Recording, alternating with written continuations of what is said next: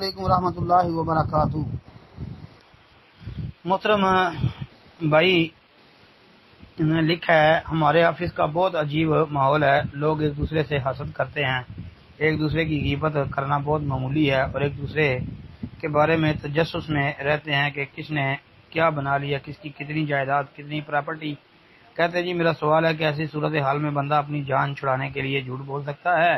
اس کے پاس ایسا کچھ نہیں ہے۔ میں نے ایک جگہ پڑھا تھا کہ عورت اور مال چھپانے کی چیزیں ہیں۔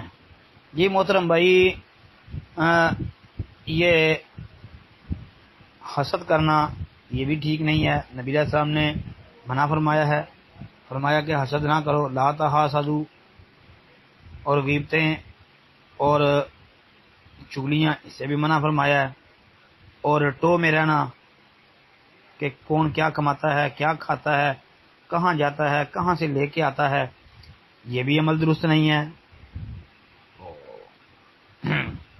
ہر بندے کو جو ہے ایسے معاملات سے بچنا چاہیے۔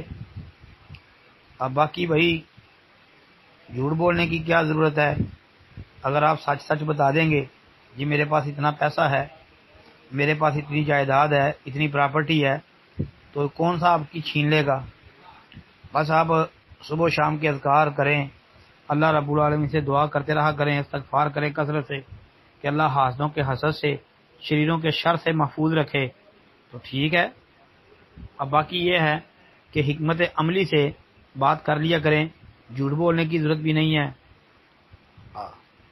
باقی جو آپ کہتے ہیں جی ایک جگہ پڑھا تھا کہ عورت اور مال چھپانے کی چیزیں، بھائی اس کو وہاں پر دلیل نہ بنائیں۔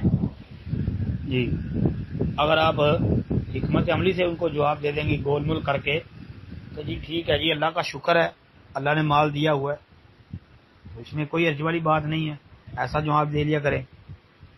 اگر کوئی بندہ بار بار آپ سے پوچھے گا کہ جی کتنی جائیداد ہے، کتنا مال ہے، کتنا بینک بیلنس ہے، تو آپ یہی جملہ بات بول دیں گے نا بار بار کہ جی اللہ کا شکر ہے، الحمدللہ، بڑا اچھا ہے، سب اللہ نے دیا ہوا ہے، تو اتنا ہی بار بار بولیں گے تو انشاءاللہ وہ تو میں رہنے والے جو ہیں خود بہت پیچھے ہو جائیں گے، وہ سمجھ جائیں گے کہ بھائی یہ تو جب بھی بات کرتا ہے تو یہی کہتا ہے کہ اللہ کا شکر ہے، یہ کھل کے بتاتا ہی نہیں ہے۔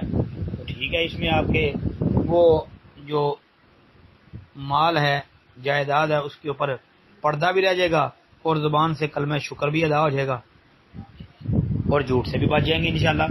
السلام علیکم ورحمۃ اللہ۔